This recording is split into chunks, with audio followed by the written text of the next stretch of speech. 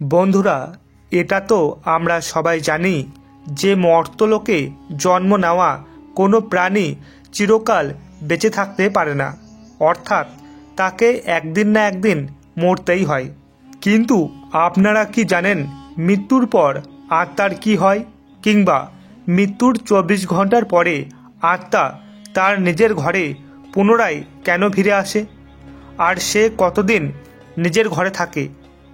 যদি না জেনে থাকেন তাহলে এই সকল প্রশ্নের উত্তর গরুড় পুরাণে বিস্তারিতভাবে আলোচনা করা হয়েছে। স্বাগত আপনাদের ধর্মকথা চ্যানেলের নতুন একটি এপিসোডে। আপনারা যদি এই চ্যানেলে প্রথমবার এসে থাকেন তাহলে আপনাদের কাছে আমার একটি ছোট্ট অনুরোধ, চ্যানেলটিকে সাবস্ক্রাইব করে দিয়েন। তাহলে চলুন শুরু করা যাক আজকের ভিডিও।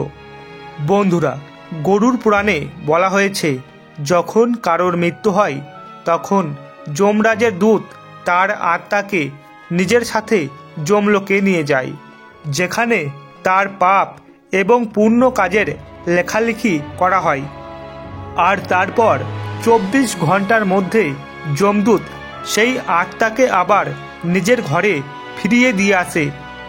যমদূতের দ্বারা ঘরে ফিরিয়ে দেওয়ার পর মৃত ব্যক্তির আত্মা তার পরিবার পরিজনদের আশেপাশে ঘুরে বেড়ায় আর তার পরিজনদের ডাকে, কিন্তু তার আওয়াজ কেউ শুনতে পায় না। এই সব দেখে মৃতের আত্মা বিচলিত হয়ে পড়ে আর জোরে জোরে চেঁচামেচি করতে থাকে।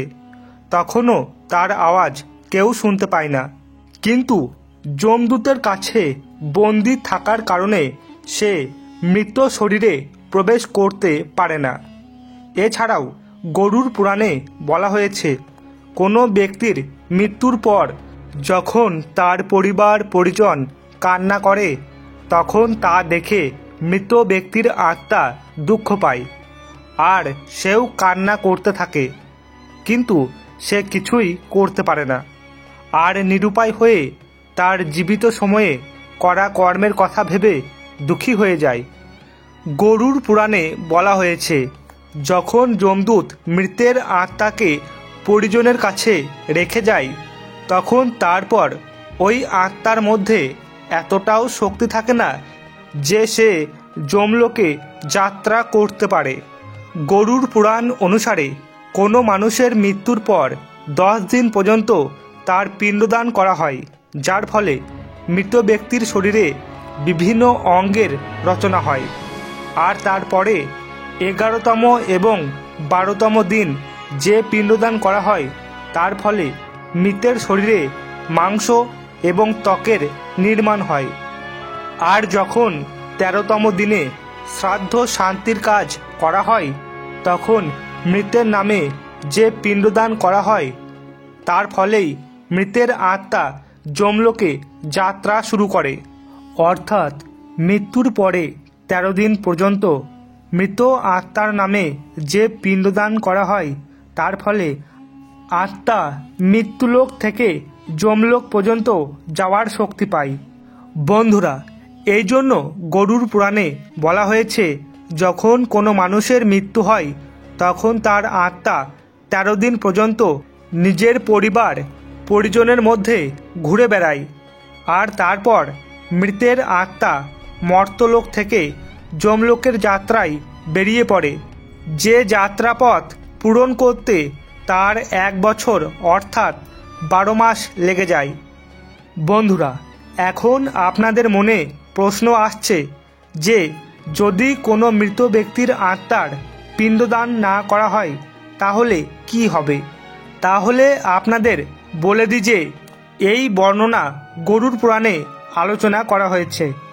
গরুড় পুরাণ অনুসারে যে মৃত আত্মার পিণ্ডদান করা হয় না তাকে 13তম দিন পর্যন্ত যমদূত জোর করে টেনে হিঁচড়ে যমলোকে নিয়ে যায়, যার ফলে মৃত আত্মাকে যাত্রার সময় অনেক কষ্ট পেতে হয়।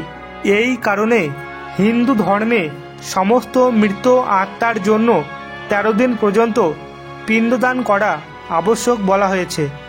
এই সব ছাড়াও গরুড় পুরাণে এটাও বলা হয়েছে যে 13তম দিন পর্যন্ত মৃত আত্মার জন্য পরিজনের দ্বারা করানো ভোজ যদি ধার করে করানো হয়, তাহলে মৃত ব্যক্তির আত্মা শান্তি পায় না। মৃত ব্যক্তির আত্মার এইসবে খুবই কষ্ট হয় এবং সে মনে মনে ভাবে, সে যদি একাই এই কষ্ট ভোগ করত তাহলে ভালো হতো। তার সাথে গরুর পুরাণে এও বলা হয়েছে, যে ব্যক্তি মৃতের পরিবারকে ধার নিয়ে ভোজ দেওয়ার জন্য বাধ্য করে, এমন মানুষকে যমরাজ কখনোই ক্ষমা করে না। আর তার মৃত্যুর পর তাকে বিভিন্ন রকমের যন্ত্রণা দেয়। তারপর তাকে মর্তলোকে পুনরায় পাঠিয়ে দেয়। এর সাথে গরুর পুরাণে বলা হয়েছে, যেসব ব্যক্তি জীবিতকালে পূর্ণ কর্ম করে থাকে তাকে যমদূত মৃত্যুর 13 দিন পর যমলোকে নিয়ে যায়। আর এই রকম পূর্ণ আত্মাকে মর্তলোক থেকে যমলোকে নিয়ে যাওয়ার জন্য কোনো রকম কষ্ট ভোগ করতে হয় না। যেসব মানুষ তার জীবিত সময়ে খারাপ কাজ করে তাকে যমদূত পুরো রাস্তায় বিভিন্ন রকমের যন্ত্রণা দেয়, যার ফলে সে থরথর করে কেঁপে ওঠে আর যমদূতের কাছে ক্ষমা প্রার্থনা করে। কিন্তু যমদূত কোনো রকম ক্ষমা করে না। যখন পূর্ণ আত্মা যমলোকে পৌঁছায় তখন যমরাজ তাকে স্বর্গলোকে পাঠিয়ে দেয়। আর অন্যদিকে পাপী আত্মাকে তার করা খারাপ কাজের শাস্তি ভোগ করার জন্য নরকে পাঠিয়ে দেয় এবং সাজা সম্পূর্ণ হওয়ার পর পুনরায় তাকে মর্তলোকে পাঠিয়ে দেয়। ভিডিওটি ভালো লাগলে কমেন্ট করতে ভুলবেন না।